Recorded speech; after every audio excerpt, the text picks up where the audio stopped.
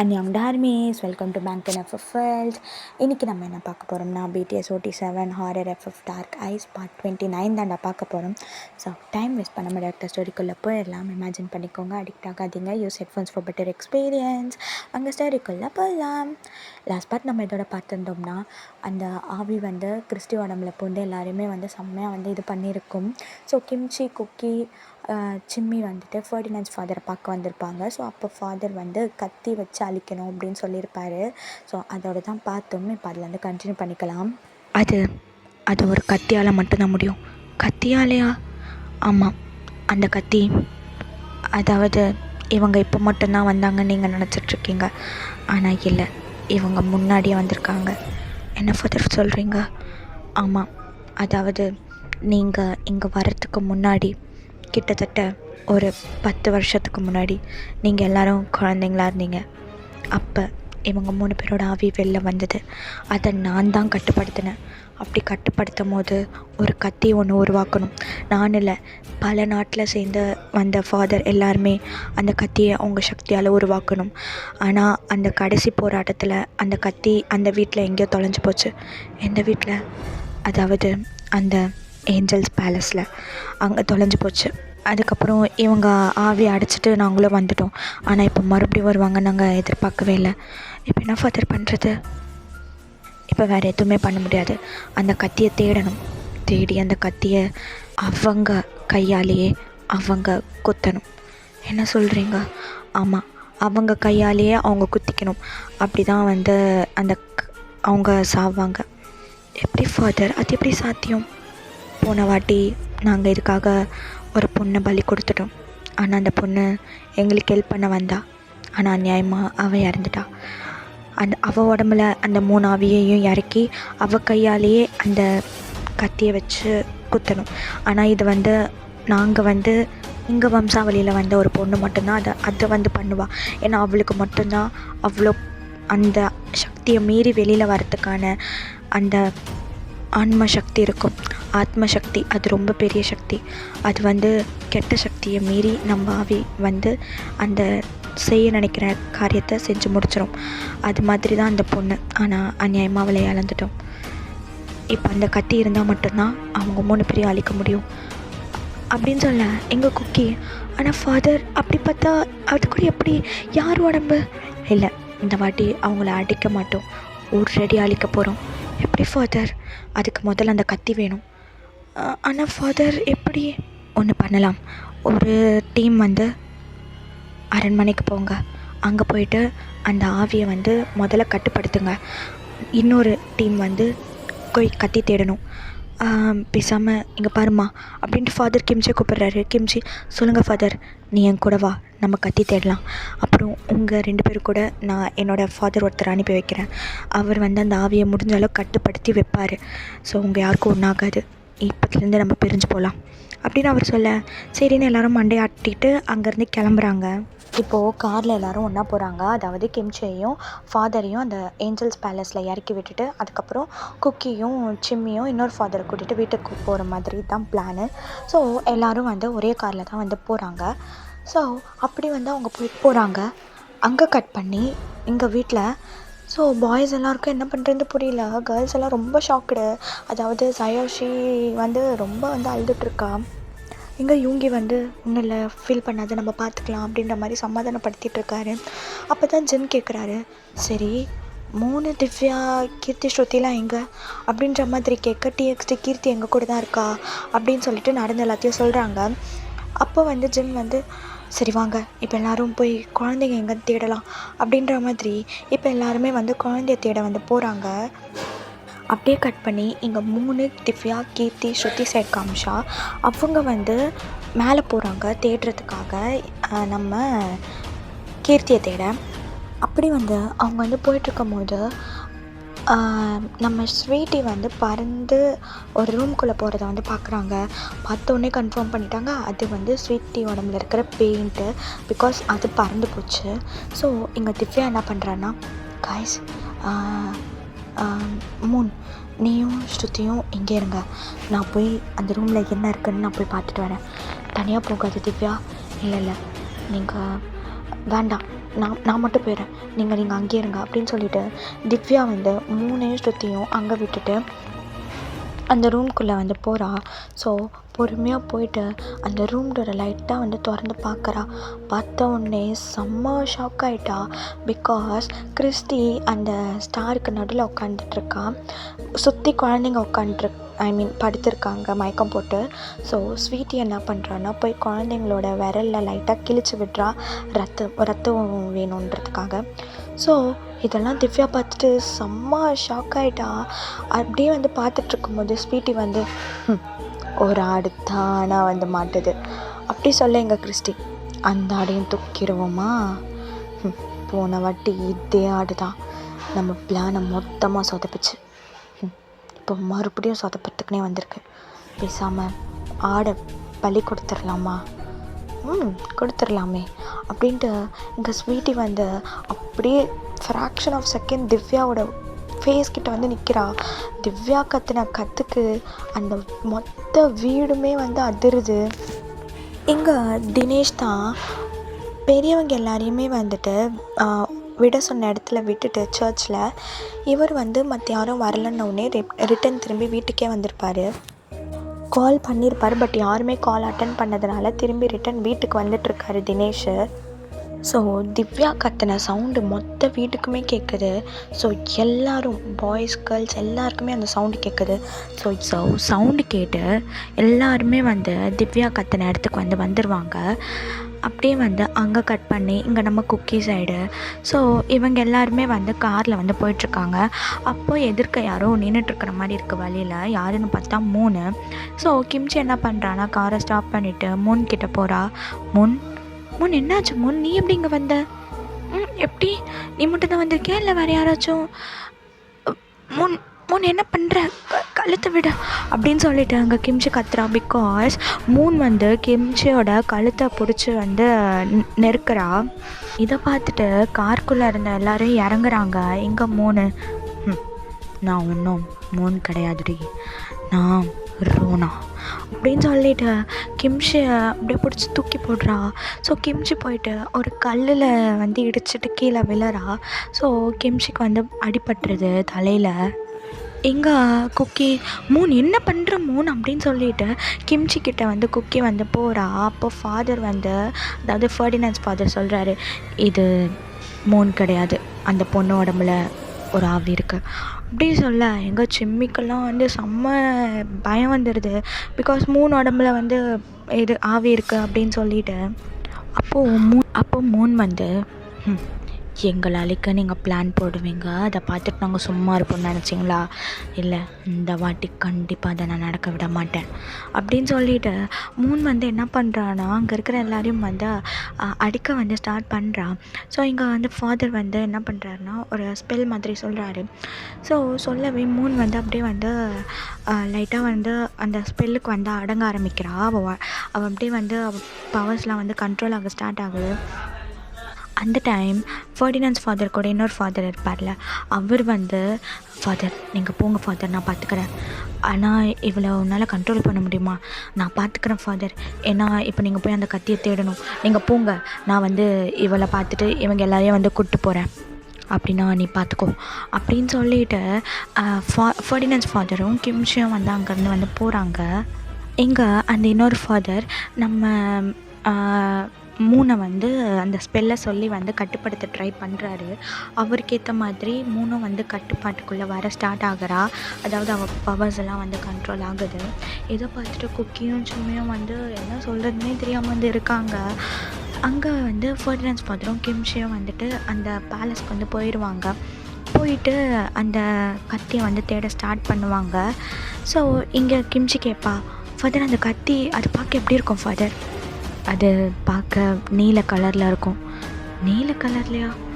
ஆமாம், அதுவும் அந்த கத்தி நார்மலாக இருக்கிற ஷேப் மாதிரி இருக்காது. அப்புறம் அந்த கத்தி ஒரு சிலுவை மாதிரி இருக்கும். அதாவது நீல கலரில் இருக்கிற சிலுவை மாதிரி இருக்கும், அதுதான் அந்த கத்தி.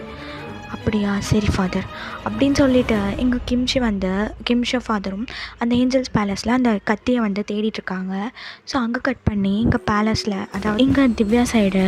ஸோ திவ்யா கத்திருப்பாள்ல, எல்லாருமே வந்து திவ்யா கத்தின இடத்துக்கு வந்து வராங்க. வந்து பார்த்தா செம்ம ஷாக் ஆகிட்டாங்க எல்லோரும். பிகாஸ் திவ்யா கீழே படுத்திருக்கா. அவள் மேலே அந்த ஸ்வீட்டி உடம்புல இருக்கிற ஆவி வந்து உட்காந்துட்டு அப்படியே அவளோட கழுத்தை போட்டு செம்மையாக நெருக்குது. இதை பார்த்துட்டு பாய்ஸு கேர்ள்ஸ் எல்லோரும் செம்ம ஷாக்கு. ஸோ இப்போ அந்த ஸ்வீட்டி உடம்புல இருக்கிற ஆவி கொஞ்சம் கொஞ்சமாக அப்படியே திவ்யாவோட உடம்புக்கு வந்து போயிட்டுருக்கு. இதை பார்த்து யாருக்கு என்ன பண்ணுறதுனே புரியல. ஒரு பக்கம் கிறிஸ்டி அந்த பக்கம் அங்கே உட்காந்துருக்கா. இங்கே ஆரம்க்கெல்லாம் ரொம்ப வந்து கஷ்டமாயிருது. ஸோ கிறிஸ்டி என்னடி பண்ணுற? அது நம்ம குழந்தைங்கடி, என்னடி பண்ணிகிட்ருக்க? இப்போ நான் ஒன்றும் பொண்டாட்டி கிறிஸ்டி கிடையாது, நான் லூனா அப்படின்ட்டு அங்கே கிறிஸ்டி உடம்புல இருக்கிற ஆவி சொல்லுது. இங்கே ஆரம்க்கா ரொம்ப கஷ்டமாயிருது, என்ன பண்ணுறதுனே தெரியல. இங்கே பாய்ஸ்லாம் எவ்வளவோ சொல்கிறாங்க. ஆனால் வந்து அவங்க 2 பேரும் விட்டுற மாதிரியே தெரியல. அப்போது சோபின் வந்து அவன் என்ன பண்ணுறான்னா சில ஸ்பெல்ஸ் வந்து படிக்க ஸ்டார்ட் பண்ணுறான். ஆக்சுவலி அவன்லாம் வந்து மின்ஹோ கூட இருந்தவங்க தானே. ஸோ அவங்களுக்கும் கொஞ்சம் அந்த மாதிரிலாம் தெரியும். ஸோ அந்த ஸ்பெல்ஸ் எல்லாம் படிக்கிறான். பட் கிறிஸ்டியும் இப்போ வந்து ஸ்வீட்டி உடம்புல இருக்கிற ஆவி வந்து திவ்யா உடம்புல போயிட்டுருக்க. ஸோ அவங்களுக்கு எந்த ஒரு ரியாக்ட்டுமே ஆகிற மாதிரி தெரியல. எங்கள் சோபின் இருக்க அவங்க பவர்ஸ் அதிகமாகிட்டு தான் போகுது. நம்ம சீக்கிரமாக ஏதாவது ஒன்று பண்ணியாகணும், இல்லாட்டி அவங்கள அழிக்கவே முடியாது அப்படின்னு சோபின் சொல்கிறான். இங்கே அப்படி அவன் பேசிகிட்டு இருக்கும்போது ஸ்வீட்டி அப்படியே கீழே விழறா. ஸோ எல்லாம் அப்படியே அங்கே பார்க்குறாங்க. பார்த்தா இப்போ ஸ்வீட்டிக்குள்ளே இருந்த ஆவி இப்போ திவ்யாக்குள்ளே போயிடுச்சு. இப்போது திவ்யா அப்படியே அந்த இடத்துல பறக்கிறா.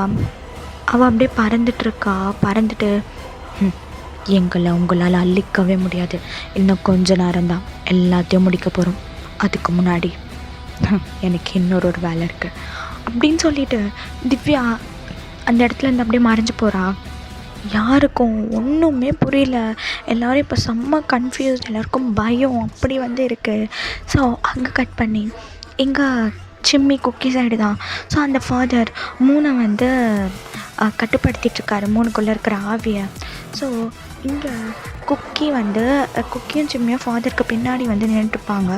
அப்போது அவங்களுக்கு பின்னாடி திவ்யா இருக்கா. திவ்யா உருவத்தில் இருக்கிற அந்த ஆவி இருக்கா. ஸோ அது என்ன பண்ணுதுன்னா அப்படியே நம்ம சிம்மியை அப்படியே வந்து தூக்கி வீசுது. ஸோ சிம்மி அப்படியே போய் இடிச்சிட்டு விழறா. தலையெல்லாம் அவளுக்கு செம்ம காயம் ஆகுது. இங்கே குக்கி வந்து சிம்மி அப்படின்னு சொல்லிட்டு அப்படியே கத்துறா. அப்போது திவ்யா உடம்புல இருக்கிற ஆவி குக்கியை வந்து கத்தியால் குத்திடுது.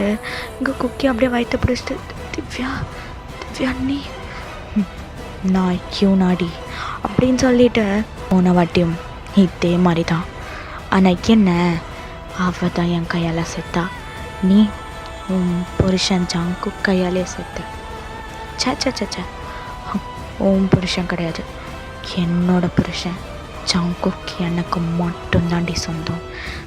இன்னும் கொஞ்ச நேரத்தில் உன்னை சாப்பிடிச்சிட்டு ஜாங்குக்கையும் என்னோட கூட்டிகிட்டு இந்த மொத்த உலகத்துக்கும் நாங்களே ராணி ஆகி எங்கள் ராஜாக்களை நாங்கள் எடுத்துகிட்டு போவோம் அப்படின்னு சொல்லிட்டு குக்கியை பிடிச்சி அப்படியே தள்ளி விட்டுறா. குக்கிக்கு வயிற்றுலேருந்து செம்ம பிளட்டு வருது.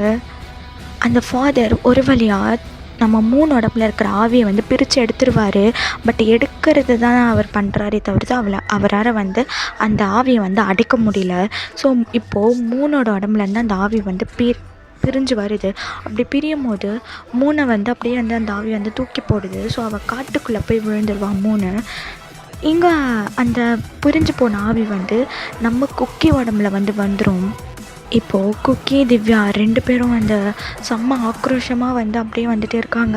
எங்கள் ஃபாதருக்கும் சரி சிம்மிக்கும் சரி என்ன பண்ணுறதுனே வந்துட்டு புரியலை. ஸோ அவங்க வந்து அப்படி வந்துட்டு இருக்காங்க. அப்படி வந்து அவங்க யோசிச்சுட்ருக்கும் போது ஒருத்தர் வராரு. அவர் வேறு யாரும் இல்லை, இந்த ஃபாதருக்கு முன்னாடி ஒரு ஃபாதர் இறந்துருப்பார்ல, அவர் கூட ஒரு டிரைவர் ஒருத்தர் இருந்திருப்பார்ல, அந்த டிரைவர் தான் தலையில் அடிபட்டுட்டு கையில் வந்து ஏதோ ஒரு பாக்ஸ் மாதிரி இருக்குது, அதை எடுத்துகிட்டு வராரு. எடுத்துகிட்டு வந்து ஃபாதர் நீங்கள் என்னப்பா பண்ணுற ஃபாதர் அதை விடுங்க ஃபாதர், இந்தாங்க இதை பிடிங்க. இது இது என்னது? இதுக்குள்ளே நல்ல ஆத்மா இருக்குது. இதை வெளியே விடுங்க ஃபாதர். இந்த ஆத்மாவே அவங்க 2 பேரையும் பார்த்துக்கும். என்ன சொல்கிற நீ? ஆமாம் ஃபாதர், உடனே பண்ணுங்க அப்படின்னு சொல்லிவிட்டு அந்த டிரைவர் அந்த பாக்ஸை வந்து ஃபாதர்கிட்ட தராரு. ஃபாதரும் வந்துட்டு அந்த பாக்ஸை வந்து ஓப்பன் பண்ண போகிறாரு.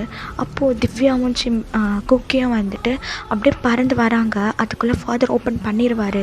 ஸோ ஓப்பன் பண்ண அடுத்த செகண்ட் அந்த குட் ஆத்மா வந்து நம்ம சிம்மியோட உடம்புக்குள்ளே போயிடும். இங்கே திவ்யாவும் குக்கியும் வந்து தப்பு மேலே தப்பு பண்ணுறீங்க அப்படின்னு சொல்ல, இங்கே இப்போ சிம்மி, இங்கே பாரு, நீ பண்ணதை விடவா நாங்கள் பண்ணுறோம், ஒழுங்கு மரியாதையா இங்கேருந்து போயிட்டீங்கன்னா உங்களுக்கு நல்லது. முடியாதுடி, என்னடி பண்ணுவ? போன வாட்டி உன்னை கொன்னது பத்தாதா? அதே போன வாட்டி நீங்கள் செத்தது பத்தாதா? மறுபடியும் சாவணுமா? ஒவ்வொரு தடவையும் நாங்கள் எதாவது பண்ணும்போது எங்கள் பிளானில் குறுக்கிட்ட வந்தவதானே நீ. இந்த வாட்டி உன்னால் எதுவும் பண்ண முடியாதுரே, அதையும் நான் பார்க்குறேன் அப்படின்னு சொல்லிட்டு இப்போ சிம்மி, திவ்யா, குக்கி 3 பேரும் செம்மையாக ஃபைட் பண்ணுறாங்க. ஸோ ஒருத்தர் மாற்றி ஒருத்தர் ஃபைட் பண்ணிகிட்டே இருக்காங்க. யோசிச்சு பாருங்கள், 2 ஈவில் பவர் இல்லை 3 ஈவில் பவர் ஒன்றா சேர்ந்து ஃபைட் பண்ணும்போது அந்த சீனே எப்படி இருக்கும்? வேறு மாதிரி இருக்குது. ஸோ காற்றெல்லாம் வேகமாக அடிக்க ஸ்டார்ட் ஆகுது. கருமேகம்லாம் அப்படியே சூழுது. சூரியனே இல்லாமல் போயிடுச்சு. அந்த மாதிரி இப்போ வந்து இருக்குது. ஸோ இது ஒரு பக்கம் நடக்க, ஃபாதர் ஒரு பக்கம் வந்து அந்த ஸ்பெல்ஸை வந்து படிக்கிறாரு. நம்ம சிம்மிக்கு வந்து ஆதரவாக இருக்கணும்னு சொல்லிட்டு சில ஸ்பெல்ஸ் வந்து படிக்கிறாரு. அது என்ன தான் சிம்மிக்கே ஆபத்தாக இருந்தாலும், ஆனால் வந்து நம்ம திவ்யா உடம்புல இருக்கிற ஆவிக்கும் குக்கி உடம்புல இருக்கிற ஆவிக்கும் ரொம்ப எஃபெக்ட் காமிக்குது. ஸோ இவங்க வந்து அப்படி வந்து போயிட்டுருக்காங்க. அப்படியே கட் பண்ணி இங்கே நம்ம கிம்ச்சி சைடும் ஃபாதர் சைடும். ஸோ எங்கள் கிம்ச்சி, ஃபாதர் எங்கே தெரியும் அது கிடைக்கல ஃபாதர். இல்லை, கண்டிப்பாக இங்கே தான் எங்கேயோ இருக்குது, எனக்கு நல்லா தெரியும், இங்கே தான் எங்கேயோ இருக்குது. என்ன ஃபாதர், எனக்கு ரொம்ப பயமாக இருக்குது ஃபாதர். யாருக்கும் ஒன்றும் ஆகாது. ஆனால் ஃபாதர், இந்த கத்தியை வச்சு எப்படி ஃபாதர் அழிக்கிறது எனக்கு ஒன்றும் புரியல. அதுதான் ரொம்ப பெரிய இது. என்ன ஃபாதர் சொல்கிறீங்க? ஆமாம், இந்த கத்தியை இருந்தும் இன்னொரு இதுவும் இருக்குது. என்ன சொல்கிறீங்க? ஆமாம், இவங்க 3 பேரோட உடம்பை வந்து நம்ம தேடி கண்டுபிடிக்கணும். என்ன ஃபாதர் சொல்கிறீங்க? ஆமாம், அந்த 3 பேரோட உடம்பை தேடி கண்டுபிடிச்சி அதையும் சரி அந்த கத்தியால், இப்போ எப்படின்னா அந்த கத்தி வந்து அவங்க கையாலே குத்தும் போது அவங்க 3 பேரோட டெட் பாடியுமே வந்து அழிக்கணும். அப்போ தான் இது 2ம் ஒரே டைமில் நடந்தால் மட்டும்தான் அவங்கள நம்மளால் அழிக்க முடியும். ஆனால் ஃபாதர், அவங்க 3 பேரும் இறந்தப்போ சாம்பலாக தானே போனாங்க, அவங்களோட டெட் பாடி இல்லையே ஃபாதர். ஆமாம், பாய்ஸ் வந்து அவங்கள அழிச்சப்போ அவங்க சாம்பலாக தான் போனாங்க. ஆனால் அவங்க ஆத்மா வந்து சாம்பல் ஆகலை, அவங்க ஆத்மா சுற்றிட்டு தான் இருந்தது. அது வந்து என்ன பண்ணுச்சுன்னா மொத்த சக்தியும் திரட்டி அவங்களோட உடம்பை வந்து கொண்டு வந்தாங்க. ஸோ எதுக்காக அப்படி பண்ணாங்கன்னா, நெக்ஸ்ட் டைம் அவங்க இந்த மாதிரி இப்போ இந்த பிளான் பண்ணியிருக்காங்கல்ல, இது வெற்றிகரமாக நடக்கும் போது அவங்க உடம்பு வந்து அவங்க கூட இருக்கணும். அப்போ தான் வந்து அவங்களால அவங்க உடம்புக்குள்ளே போக முடியும். அதனால மொத்த சக்தியும் யூஸ் பண்ணி தான் அவங்க உடம்பை வந்து 3 பேரும் கொண்டு வந்தாங்க திருப்பி. ஆனால் ஃபாதர், இது எப்படி சாத்தியம்? அதுதான், ஆனால் முதல்ல இப்போதைக்கு அவங்க டெட் பாடியை கண்டுபிடிக்கணும். ஆனால் எப்படி ஃபாதர், அது எங்கே இருக்கும்? ஆனால் கண்டிப்பாக இந்த பேலஸில் அது இருக்காது, அது எனக்கு நல்லாவே தெரியும். இங்கே அந்த கத்தி மட்டும்தான் இருக்கும். அப்படின்னா அந்த டெட் பாடி ஒன்று உங்கள் வீட்டில் தான் இருக்கணும். என்ன சொல்கிறீங்க? ஆமாம் அப்படின்னு அவங்க சொல்கிறாங்க. ஃபாதர் சொல்கிறாரு, ஆனால் இதுக்கெல்லாம் பண்ணணுன்னா ஒருத்தரை பலி கொடுக்கணும், ஒருத்தர் செத்தால் மட்டும்தான் அது முடியும். என்ன ஃபாதர் சொல்கிறீங்க? ஆமாம், அவங்க கையாலே அவங்கள குத்திக்கணும். அதுக்கு ஒருத்தரோட உடம்பு தேவை. அந்த உடம்பு ஸ்ட்ராங்காக இருக்கணும். அந்த உடம்பை விட அவங்க மன தைரியம் ஸ்ட்ராங்காக இருக்கணும். அந்த நல்ல ஆத்மா ஸ்ட்ராங்காக இருக்கணும். ஏன்னா இந்த 3 பேரோட ஆவியையும் அவங்க உடம்புல இறக்கி, அப்போ இவங்க ஆவியை மீறி அவங்களோட ஆத்மா வெளில வந்து அந்த கத்தி வச்சு அவங்களே குத்திக்கணும். குத்திட்டு அப்படியே வந்து அந்த டெட் பாடி எரிக்கும் போது அந்த இவங்களும் சேர்ந்து போய் எரியணும். இப்போ சொல்லு, இப்படி ஒரு ஆபத்தான ஒரு உயிர் கொடுக்குற ஒரு நிலமை, ஒரு இது யார் பண்ணுவா? அப்படின்னு சொல்லிட்டு ஃபாதர் கேட்குறாங்க. இங்கே கிம்ச்சிக்கு என்ன சொல்கிறதுனே தெரியல. என்ன ஃபாதர் சொல்கிறீங்க? இவங்களை அழிக்கணும்னா இது மட்டும்தான் வழி. ஃபாதர் அப்படின்னா என் குடும்பத்தில் யாரையும் நான் இழக்க விரும்புகிறேன் ஃபாதர் அப்படின்னு அவள் சொல்லிகிட்ருக்கா. அப்படியே கட் பண்ணி இங்கே நம்ம சிம்மி சைடு. ஸோ இவங்க எல்லாம் ஃபைட் பண்ணியிருப்பாங்கல்ல. இவங்க ஃபைட் பண்ணிகிட்ருக்கும் போது திவ்யாவும் குக்கியும் வந்து என்ன பண்ணுறாங்கன்னா அங்கேருந்து அப்படியே மறைஞ்சு போகிறாங்க. ஸோ மறைஞ்சு போகவே இங்கே சிம்மி வந்து, ஃபாதர் சொல்லுமா, நீ யாருன்னு எனக்கு தெரியல, ஆனால் நீ நல்ல காரியம் பண்ணியிருக்க. இந்த குடும்பத்துக்கு நான் ரொம்ப முக்கியம் ஃபாதர். இவங்க எல்லாத்தையும் நான் காப்பாற்றணும் ஃபாதர். இப்போ என்னம்மா பண்ணுறது? நம்ம அங்கே போகலாம் ஃபாதர் அப்படின்னு சொல்லிட்டு இப்போ சிம்மியும் ஃபாதரும் வந்துட்டு வீட்டுக்கு வந்து போகிறாங்க. இங்கே சிம்மியும் ஃபாதரும் வீட்டுக்கு வராங்க.